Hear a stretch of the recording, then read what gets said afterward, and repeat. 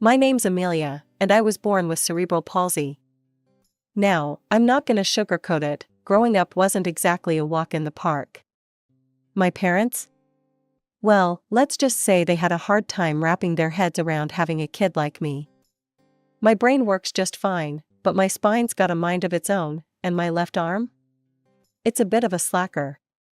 All this adds up to make me look a bit different from your average Joe, or Jane, in my case. I remember those early days, even though I was just a tiny thing. My mom, she couldn't even bring herself to hold me at first. It was like I was some kind of alien or something. Instead, I had this nanny taking care of me. She was nice enough, I guess, but it wasn't the same as having your mom there, you know? The nanny was my grandmother's idea. Grandma, now there's a woman who knew how to love. She didn't give a damn about how I looked or moved. To her, I was just her granddaughter, plain and simple. She was loaded, which came in handy more times than I can count. As I got older, things didn't exactly improve on the home front. Walking was a real pain in the ass, literally. I'd take a few steps, then bam. Faceplant on the floor. And my mom? She'd just stand there, watching me struggle. You need to learn to get up on your own, Amelia, she'd say, not even trying to hide the disgust in her voice. But I wasn't stupid. I knew she just didn't want to touch me.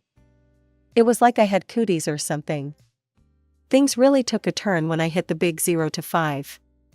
Mom got pregnant again, and 9 months later, out pops my little sister. Talk about a golden child. This kid was everything I wasn't: cute, bouncy, and most importantly to my mom, normal. From that day on, it was like I'd become invisible. Mom was all about her new baby girl. She'd spend hours taking selfies with her, posting them all over social media. Look at my beautiful daughter, she'd write, and I'd think, what about me? Aren't I your daughter too? As I got older, things didn't exactly improve on the mobility front. Crutches became my constant companions, and on bad days, I'd roll around in a wheelchair. It wasn't ideal, but hey, you gotta work with what you've got, right? My mom would always come up with these excuses why I couldn't go out. Oh, Amelia, it's not safe for you in other people's houses, she'd say. Or, the shopping center isn't equipped for someone like you, sweetie. But I wasn't born yesterday. Even at that young age, I could see right through her bullshit. It wasn't about my safety or comfort, she was just embarrassed to be seen with me. God forbid her friends see her with her special daughter. So, my childhood became a never-ending cycle of 4 walls and a ceiling. While my sister got to experience the world, make friends, and create memories, I was stuck at home, watching life pass me by through the window. My parents didn't even try to hide the fact that they hated going anywhere with me. It was like I was some kind of burden they were forced to carry. When school time rolled around, you'd think things might change, right? Fat chance. Instead of sending me to a regular school where I might actually interact with kids my age, my parents insisted that Grandma foot the bill for a specialized school. It's for the best, Amelia, Dad would say, not quite meeting my eyes. You'll be with kids who understand you better. What he really meant was, we don't want you embarrassing us at a normal school. But hey, who needs social skills and diverse experiences, am I right? So off I went, every day, driven by a nanny Grandma hired. Don't get me wrong, the nanny was nice enough, but it wasn't the same as having your mom or dad drop you off, you know? Now, Grandma, she was a whole different story. While my parents were busy pretending I didn't exist, Grandma was all about helping me thrive. Amelia, my dear, she'd say, her eyes twinkling, how about we take a little trip this weekend? And just like that, I'd find myself on adventures I never thought possible. We'd visit museums, go to the park, even take short trips to nearby cities. For the first time in my life, I felt like a normal kid. Grandma didn't stop there, though. She was determined to give me every opportunity to improve. Massages, physical therapy, experimental treatments, you name it, she paid for it. With the right care, there's nothing you can't do, Amelia, she'd tell me, her voice full of conviction. You're going to have a wonderful life, full of friends and joy. You'll see. I remember this one time, after a particularly grueling therapy session, I was feeling pretty down on myself.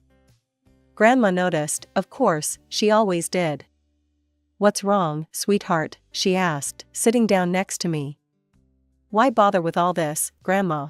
I said, gesturing at my uncooperative body. "It's not like I'm ever going to be normal." She took my face in her hands, forcing me to look at her. "Amelia, listen to me. There's no such thing as normal. Everyone's got their own struggles, their own challenges. Yours are just a bit more visible, that's all. But that doesn't make you any less worthy of love, of friendship, of a full and happy life. You hear me? That was Grandma for you. Always ready with a hug, a word of encouragement, or a surprise treat. She believed in me when no one else did, not even myself. And slowly but surely, I started to believe too.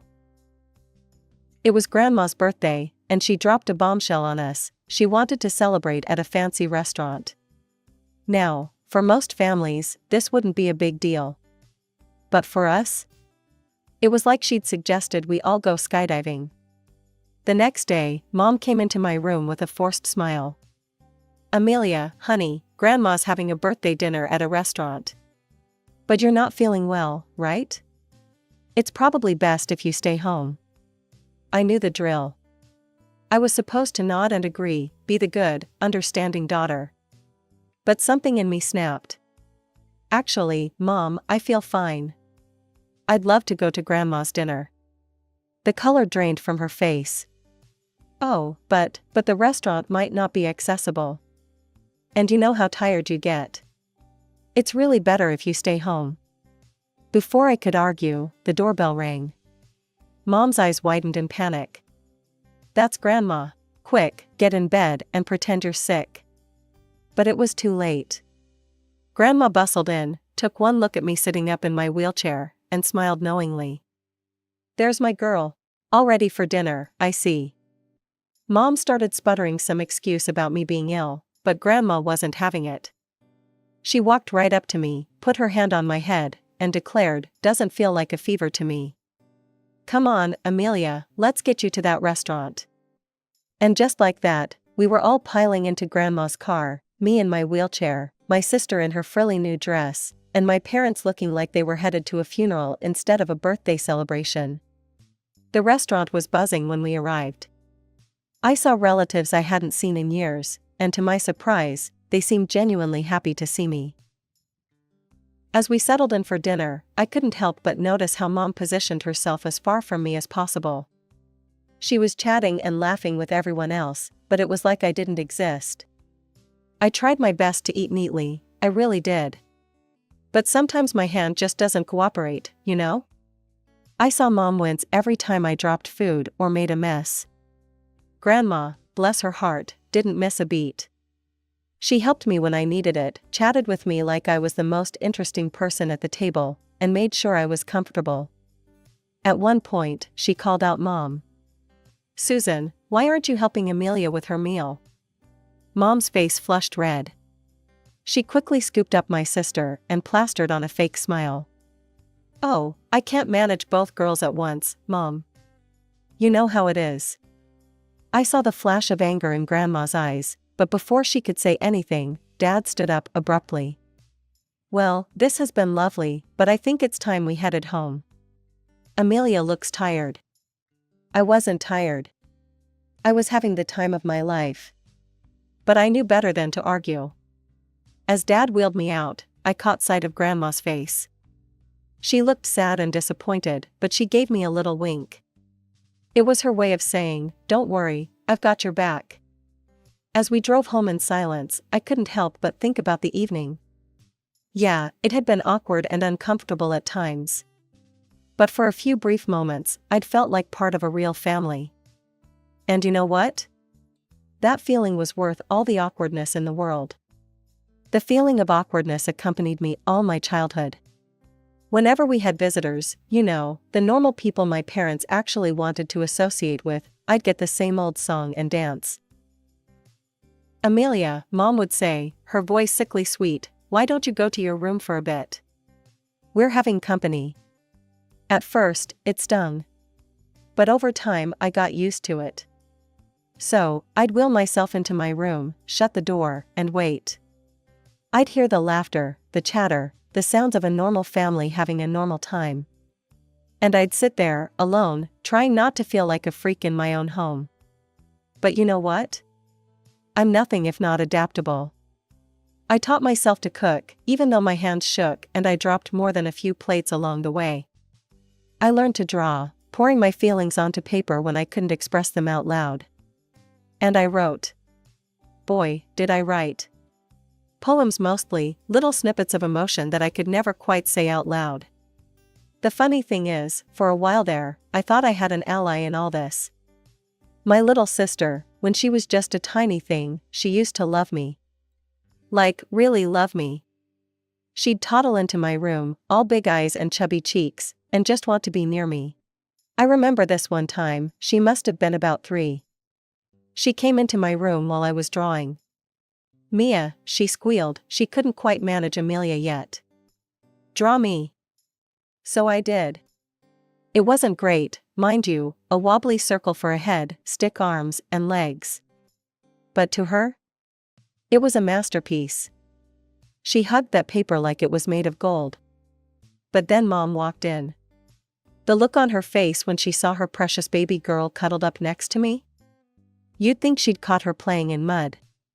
Sarah, she snapped. Come here, get away from your sister. Sarah looked confused. But Mommy, Mia drawing me. Mom snatched the picture away. That's nice, honey, but let's go play in your room instead, okay? And just like that, it started. Every time Sarah tried to get close to me, Mom would pull her away. Like I was contagious or something. And over time? Well, Sarah learned. She stopped coming to my room, stopped asking me to play or draw for her. By the time she hit her teens, she was just like Mom. I'd hear her giggling with her friends in the living room, but I knew better than to go out there.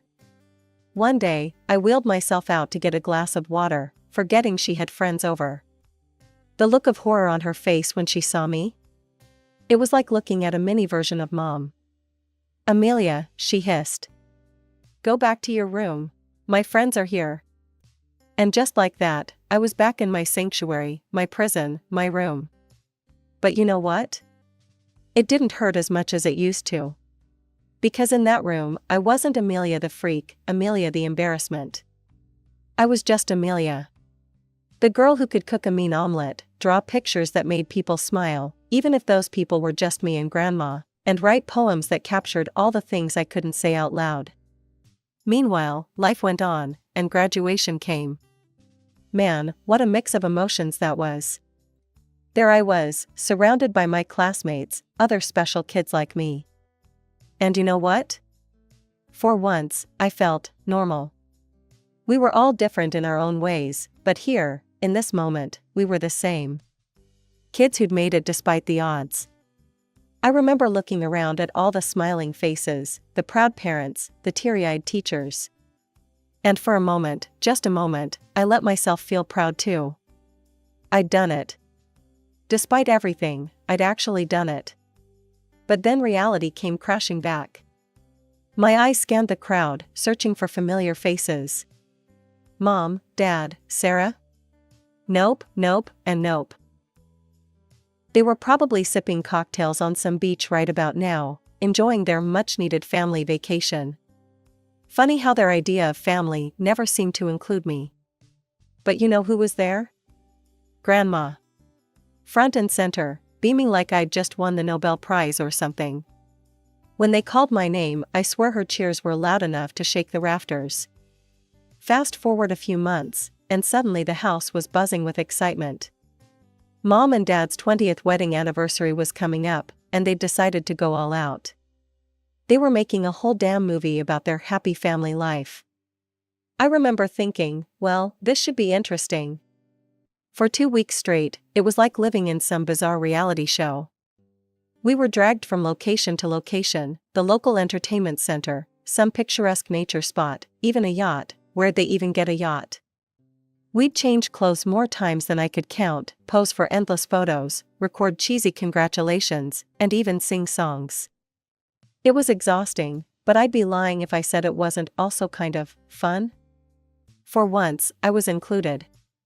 Sure, Mom would fuss about how to position my wheelchair so it looked natural, and Dad would get this pinched look on his face whenever the photographer had to take extra time to get me in the shot. But I was there. I was part of it. I even wrote a special poem for Mom and Dad. Spent weeks on it, actually. Agonized over every word, practicing in front of my mirror until I could recite it without stumbling. When it came time to record it, my heart was pounding so hard I thought it might burst out of my chest. Mom, Dad, I started, my voice shaky but determined. 20 years of love and life, of joy and strife. Through all the ups and downs, you've stood strong, a testament to love's enduring song. I kept going, pouring my heart out in verse. When I finished, there was a moment of silence.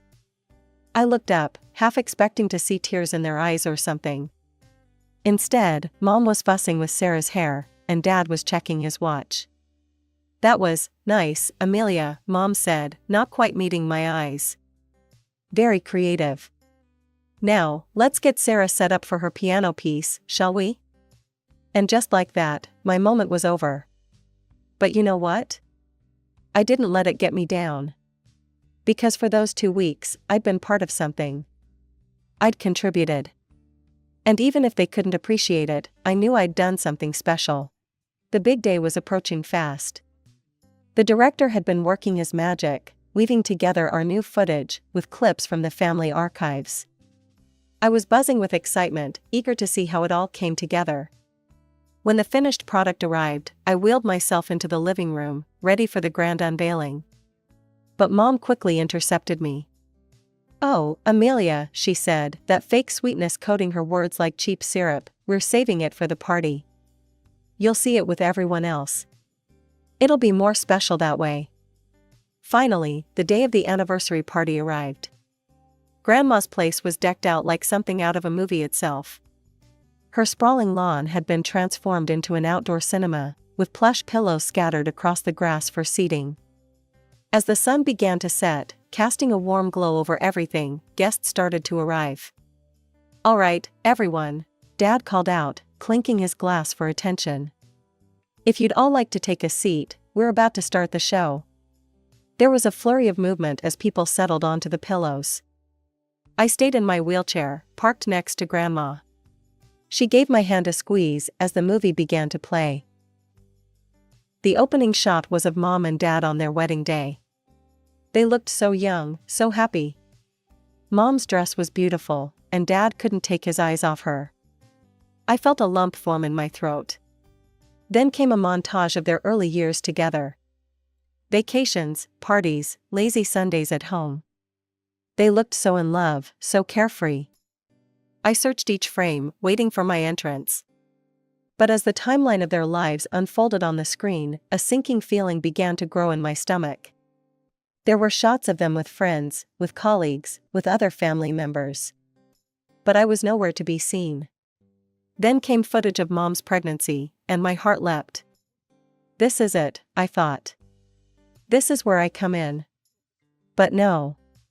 The next shot was of Sarah as a newborn, Mom cradling her with a look of pure adoration.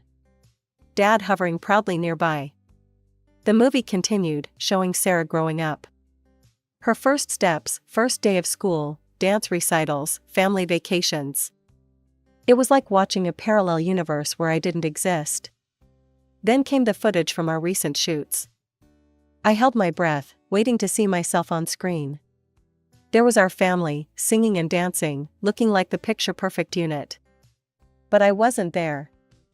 It was as if I'd been erased, cut out of every frame. As the reality of what I was seeing sank in, I felt like I'd been punched in the gut. This wasn't some mistake or oversight. This was deliberate. They'd erased me. My own family had wiped me from their history. Grandma took one look at my face, and something in her snapped. She marched over to the projector and shut it off. The lawn was plunged into an awkward silence. Susan, David, Grandma's voice cut through the night air like a knife. What the hell is this?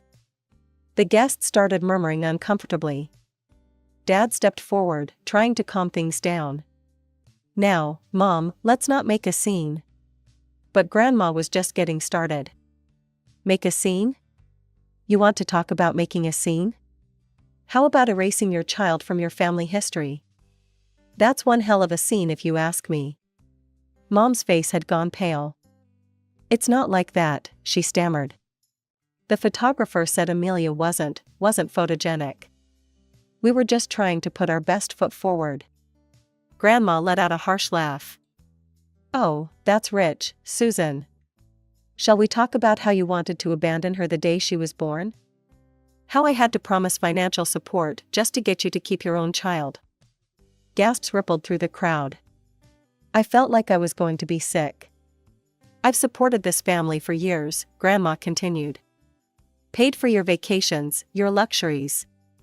All I asked was that you love your daughter. And you couldn't even do that. Suddenly, Sarah jumped up. Shut up, she screamed. Just shut up. Amelia's a cripple. She's embarrassing. I didn't want her in the video either. The silence that followed was deafening. I couldn't believe what I was hearing. My own sister. Grandma turned to my parents, her voice cold. Well done. You've raised one daughter to be just as intolerant as you are. Then she dropped the bombshell. You know what? I'm done. Amelia is now my sole heir. Every penny I have will go to her. Mom exploded. Are you insane? What does she need money for? She needs a full-time nurse, not a fortune. Get out, Grandma said quietly. When they didn't move, she repeated it louder. Get out of my house. Get out of my life. I'm done supporting your comfortable little existence. For a moment, nobody moved. Then Mom laughed nervously. Come on, Mom. You can't be serious. I've never been more serious in my life, Grandma cut her off. Leave. Now. And don't come back. It was like watching a train wreck in slow motion. My parents and Sarah, looking shell-shocked, gathered their things and left. Grandma slammed the door behind them with a finality that echoed across the lawn. As the dust settled, I became aware of movement around me. The guests, who had witnessed this whole ugly scene, were approaching me one by one. Aunt Karen hugged me tightly. Uncle Jim patted my shoulder awkwardly but sincerely. Even some of my parents' friends, people who had never so much as looked at me before, came up to express their support. So, there I was, suddenly living in Grandma's big house. Talk about a plot twist, right? It was like stepping into a whole new world, one where I wasn't a dirty little secret to be hidden away, but a person worthy of love and respect. About a week after the great family meltdown, that's what I started calling it in my head, Grandma sat me down for a chat. All right, Amelia, she said, that familiar twinkle in her eye. Let's talk about your future. What do you want to do with your life? I blinked at her, caught off guard. No one had ever really asked me that before. It was always assumed I'd just exist, I guess. Be taken care of. But never have dreams of my own. I don't know, I stammered. I never thought. Well, start thinking, Grandma said, not unkindly. The world's your oyster now, kiddo. What do you love doing? And just like that, it hit me. I love writing, I said, my voice growing stronger. And drawing. I want to create things, Grandma. Beautiful things. Grandma's face lit up like a Christmas tree. Well, why didn't you say so? We'll get you into the best damn art and literature program we can find. Before I knew it, I was enrolled in the literature department of a nearby college. Grandma had made sure the campus was fully accessible, and even hired a part-time assistant to help me with any physical tasks I couldn't manage. That first day of college, I was terrified. I kept waiting for the stares, the whispers, the pitying looks I'd grown so accustomed to. But they never came. Sure, people noticed my wheelchair, but it was with curiosity rather than judgment. And once they got to know me, the real me, not the shadow I'd been for so long, the wheelchair became just another part of who I was, not my defining feature. I threw myself into my studies with a passion I never knew I had. Literature opened up whole new worlds to me, and my professors encouraged me to explore my own voice through poetry. My art classes taught me new techniques, ways to express on paper the thoughts and feelings I'd kept bottled up for so long. And you know what? Turns out, I wasn't half bad at this stuff. My poems started winning competitions, my artwork was featured in student exhibitions. For the first time in my life, I was being seen for my abilities, not my disabilities. It wasn't all smooth sailing, of course. There were days when the pain, both physical and emotional, felt overwhelming. Days when I missed my parents and sister, despite everything. But I had Grandma, and I had my art, and slowly but surely, I was building a life for myself. Now, here I am, holding my very first published book of poetry in my hands. It's a slim volume, nothing fancy, but it's mine. Every word, every illustration, they all came from me. From my experiences, my pain, my joy, my growth. As I flip through the pages, I can't help but smile at the dedication. To Grandma, who taught me that being different isn't a flaw, it's a feature. And to everyone who's ever felt invisible, may you find the strength to make yourself seen. I guess I should start at the beginning. I'm Camilla, and I was born to Jack and Lisa, my parents. Dad was always busy with his business stuff, and Mom was a teacher at the local elementary school. For the first 9 years of my life, things were pretty normal. We lived in a cozy house in the suburbs, had family dinners, went on vacations, you know, the usual stuff. Dad was always working on some new business idea. He'd come home late, his head full of plans and dreams. Mom was the calm one, always there with a hug or a kind word. She'd help me with my homework, bake cookies with me on weekends, and tell me stories before bed. But then, when I was 9, everything fell apart. It was a regular Tuesday evening. I was in my room, playing with my dolls, when I heard shouting from downstairs. It wasn't the normal kind of arguing, this was different, scary. I crept down the stairs, my heart pounding. I saw Mom and Dad in the living room. Dad's face was red, and he was waving his arms around. Mom was crying, mascara running down her cheeks.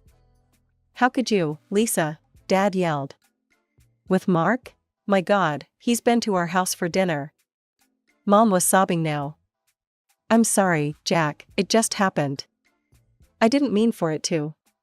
"Didn't mean for it to what? To destroy our family?" Dad's voice cracked. The next few weeks were a blur. There were hushed phone calls, meetings with people in suits, and a lot of crying, from both Mom and Dad. I didn't fully understand what was happening, but I knew it was bad. Then came the day Dad told me we were leaving. He knelt down in front of me, his eyes tired and sad. "Camilla, honey, you and I are going to be living somewhere else. We're leaving the house for your mom." "Why can't we stay here with Mom?" I asked, my lower lip trembling. Dad looked around the living room, his gaze lingering on the family photos. "It's complicated, sweetie. But we both love you very much. That will never change."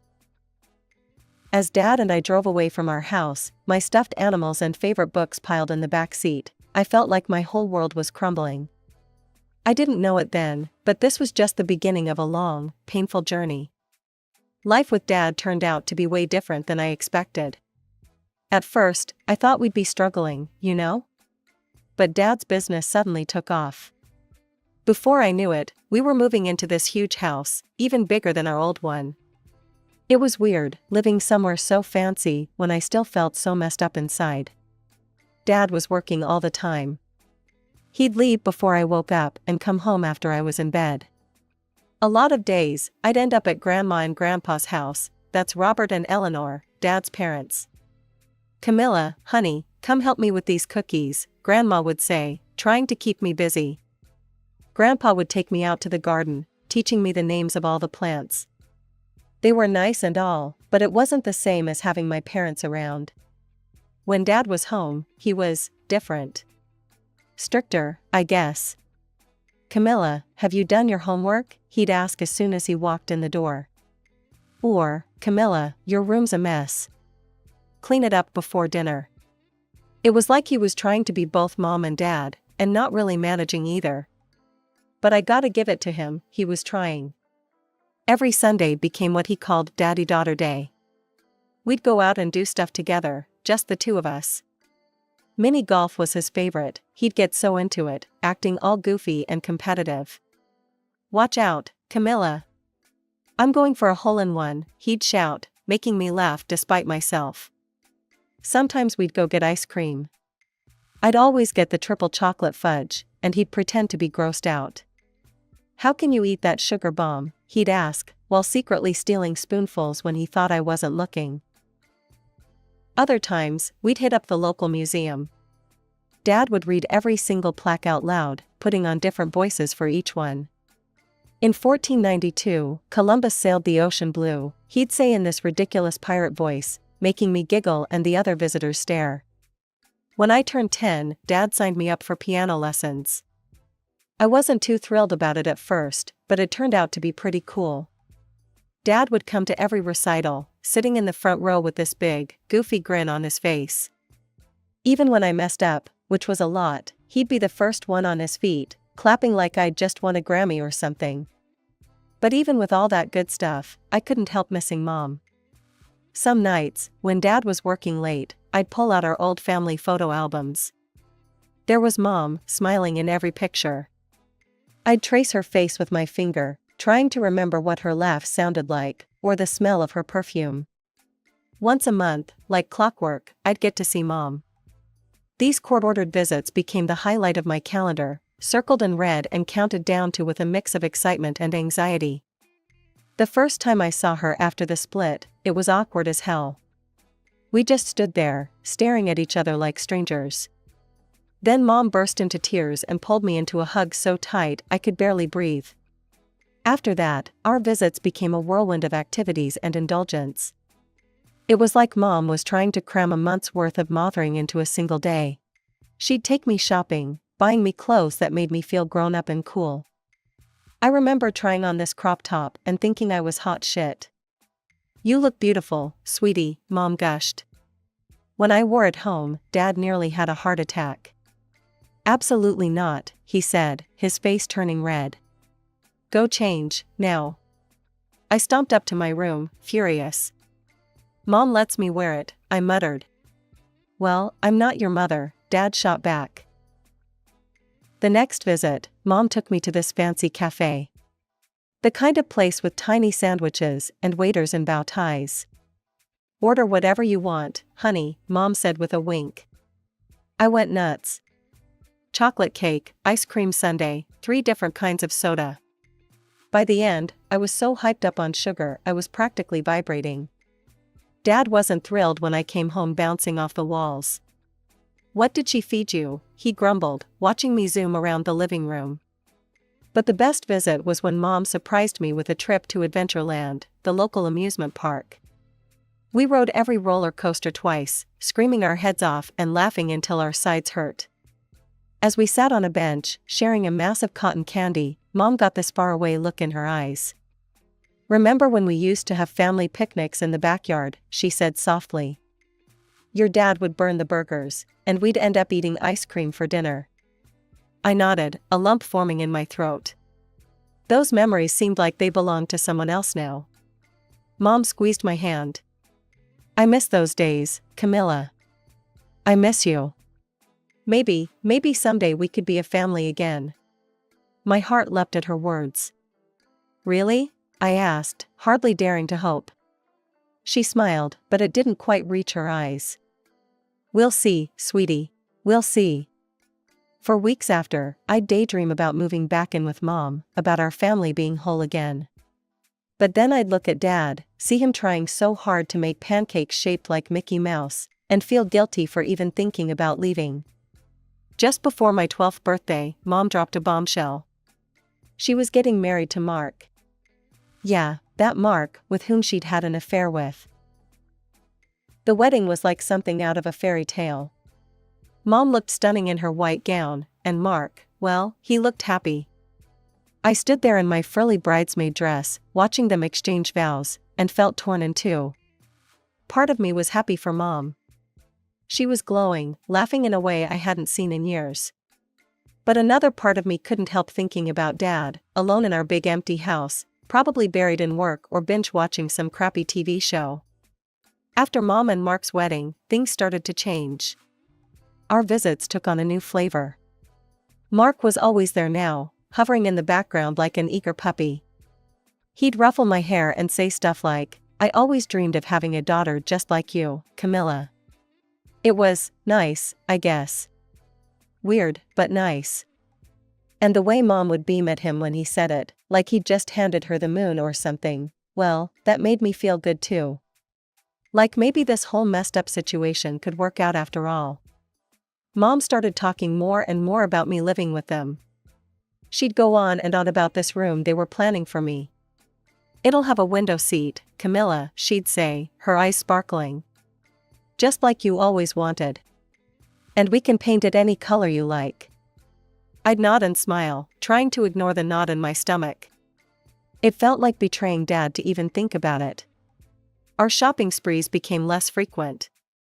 Instead, we'd have these big family dinners at their place.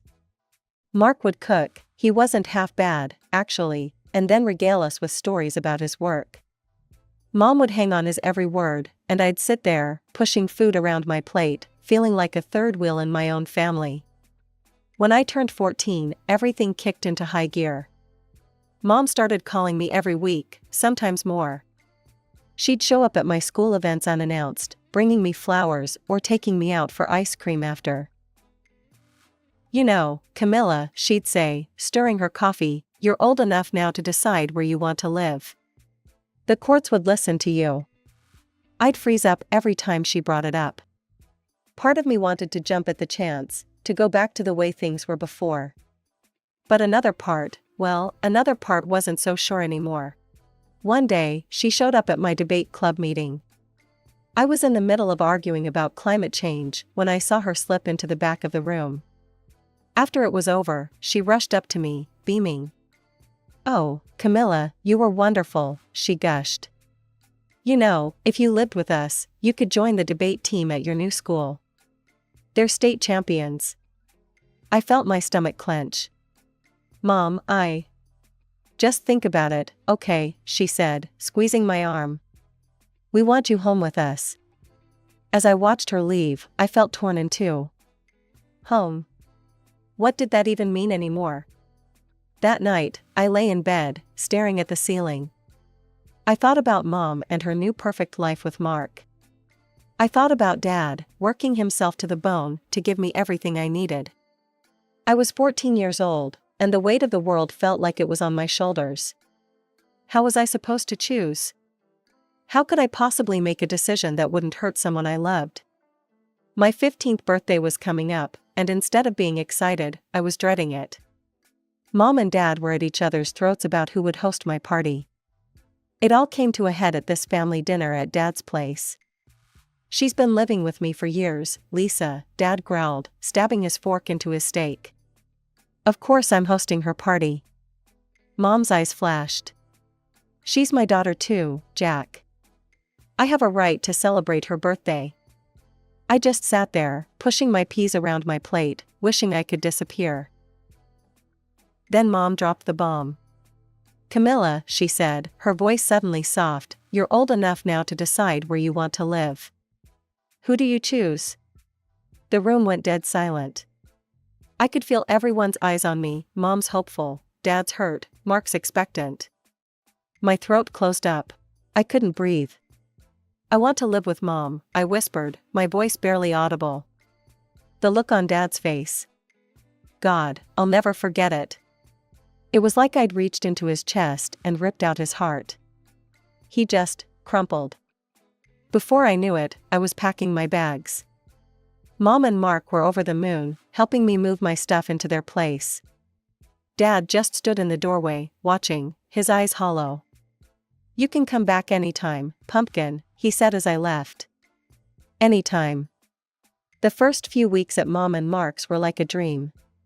They took me shopping for my new room, letting me pick out this super expensive, trendy bedroom set. They enrolled me in this fancy private school, Westfield Academy. "You'll get a top-notch education here," Mom gushed. "This is the start of a bright future, Camilla." And the family game nights? They were a blast. We'd play Monopoly or Catan, laughing and trash-talking each other. For a while, I thought I'd made the right choice. But then, things started to change. It started small. Mom making comments about my clothes or my hair. "Honey, are you sure you want to wear that? It's not very flattering." Or, "Mark's niece always looks so put together. Maybe you could try styling your hair like hers?" Then it was my grades. I was struggling to keep up at Westfield. It was way harder than my old school. "A B-, Camilla?" Mom frowned, looking at my report card. Mark's niece is top of her class. Maybe you're not applying yourself enough." The game nights became less frequent. More and more often, I'd come home to find a note on the fridge, "Gone out with the Petersons. Leftovers in the fridge. Don't wait up." I'd heat up my dinner and eat alone in my room, staring at the fancy decor that suddenly felt cold and impersonal. The final straw was the vacation. They'd been promising me this amazing trip to Hawaii for months. I was so excited, counting down the days. Then, 2 weeks before we were supposed to leave, Mark sat me down. "Listen, kiddo," he said, not quite meeting my eyes, "we're going to have to postpone the trip. Just some financial stuff we need to sort out. You understand, right?" I nodded, forcing a smile. But inside, I felt something crack. That night, I lay in my fancy new bed, in my fancy new room, in this house that was supposed to be my home, and I cried. I cried for the life I'd left behind, for the dad who was probably sitting alone in his big empty house, for the little girl who thought she could have it all. The days leading up to the final custody hearing were tense. Mom was all smiles and reassurances, but I could feel the undercurrent of anxiety in the house. It was like walking on eggshells, everyone trying to pretend everything was perfect. I couldn't sleep. The pressure of the upcoming hearing, the growing unease I felt in this house, it all swirled in my head, keeping me awake night after night. It was about a week before the hearing when it happened. I woke up in the middle of the night, my throat dry as sandpaper. Figuring everyone was asleep, I crept downstairs for a glass of water. As I reached the bottom of the stairs, I heard voices coming from the kitchen. Mom and Mark, having what sounded like a heated discussion.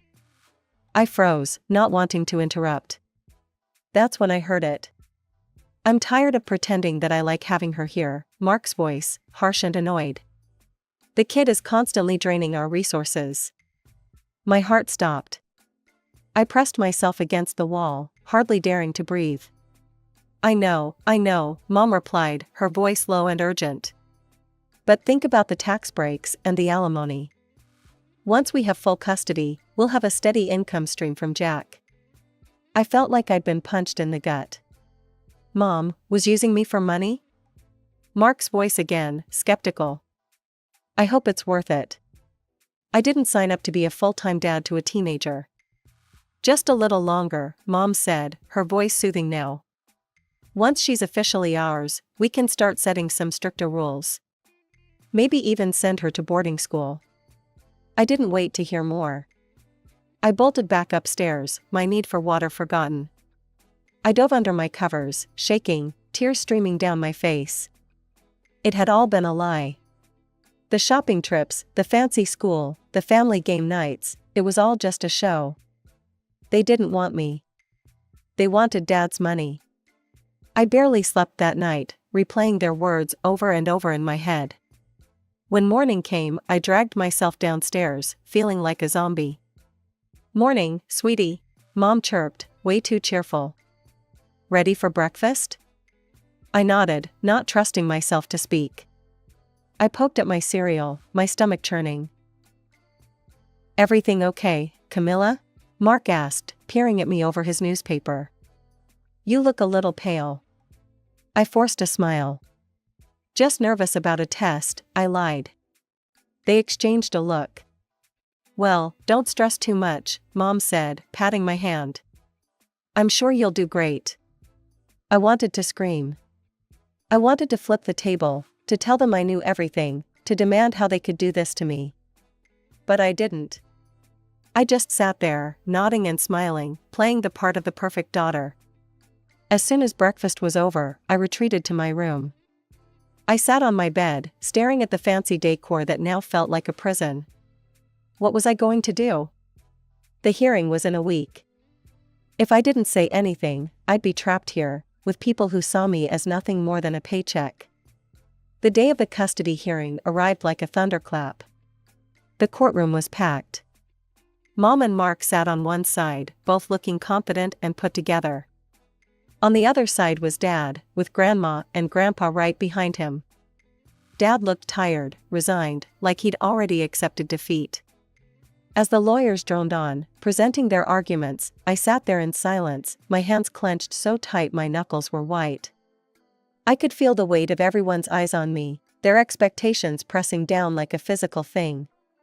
Finally, the moment came. The judge, a stern-looking woman with glasses perched on the end of her nose, turned to me. Camilla, she said, her voice surprisingly gentle, you're old enough now that your opinion matters in this decision. Who do you want to live with? The room went dead silent. You could have heard a pin drop. I could feel Mom's triumphant smile, could practically taste her victory. Dad just looked broken. Like he was bracing for the final blow. I stood up, my legs shaking so bad I thought I might fall over. I took a deep breath, and then, I want to live with my father, I said, my voice trembling but growing stronger with each word. And, I don't want to see my mother anymore. The shock in the room was electric. Mom's smile vanished, replaced by a look of utter disbelief. Mark's face went pale. Dad looked like he couldn't believe what he was hearing. The judge leaned forward, her brow furrowed. Camilla, that's a very serious statement. Can you tell us why? I nodded, swallowing hard. A week ago, I overheard a conversation between my mother and Mark. They said they were only fighting for custody because of the money. The alimony, the tax breaks. They talked about sending me to boarding school once they had custody. They don't really want me. As I spoke, I could see the color draining from Mom's face. Mark couldn't even look at me, his eyes fixed on the floor. That's not true, Mom burst out, her voice shrill. Camilla, honey, you must have misunderstood. Mrs. Parker, please, the judge cut her off sharply. She turned back to me, her eyes kind but probing. Camilla, are you absolutely sure about what you heard? I nodded, feeling tears start to well up in my eyes. Yes, Your Honor, I'm sure. The judge nodded slowly, then turned to address the courtroom. In light of this new information, we'll need to take a brief recess. We'll reconvene in 30 minutes. As everyone started to file out, I finally dared to look at Dad. He was staring at me, his eyes wide with a mix of shock and something else. Hope, maybe? I wanted to run to him, to throw my arms around him and beg for forgiveness. But before I could move, a court officer was ushering me out of the room. The next 30 minutes felt like an eternity, but finally, we were called back into the courtroom. My heart was pounding so hard I thought it might burst out of my chest. The judge cleared her throat, and the room fell silent. In light of the new information provided by Camilla, and after careful consideration of all factors involved, I've reached a decision. Custody is awarded to the father, Jack Thompson. Furthermore, Lisa Parker will be required to pay child support. The relief that flooded through me was overwhelming. I looked at Dad, and for the first time in what felt like forever, I saw him smile, really smile. As we left the courthouse, Mom grabbed my arm. Her face was twisted with anger and hurt. I never loved you anyway, she hissed. You're just as stupid as your father. Her words stung, but as I watched her storm off with Mark, I realized something, I was free. Free from the lies, the manipulation, the constant feeling of not being good enough. The next few years were, well, they weren't easy, but they were healing. Dad and I started going to family therapy together. At first, it was awkward and painful, dredging up all the hurt and misunderstandings between us. But slowly, session by session, we started to rebuild our relationship. We learned to communicate, to understand each other. Our bond grew stronger than I ever thought possible. Grandma and Grandpa became my rocks. They were always there with a warm hug, a home-cooked meal, or just a listening ear when I needed to talk. Their unwavering support helped me believe in family again. I threw myself into school and extracurriculars. I joined the debate team on a whim and discovered I had a knack for public speaking. Standing at the podium, articulating my thoughts, I felt powerful in a way I never had before. It was like I'd finally found my voice. On my 18th birthday, Dad surprised me with a gift that brought me to tears. It was a scrapbook, filled with photos and mementos from my childhood. There were pictures I thought were lost in the divorce, Mom and Dad and me at the beach, my first day of kindergarten, Christmases, and birthdays and ordinary days that suddenly seemed precious. Now, at 20, I'm in college studying psychology. My experiences inspired me to want to help other kids going through divorce. I want them to know they're not alone, that it's not their fault, that they can survive and even thrive. I still have scars from what happened. There are days when the pain of Mom's betrayal feels fresh, when I wonder how she could have used me like that.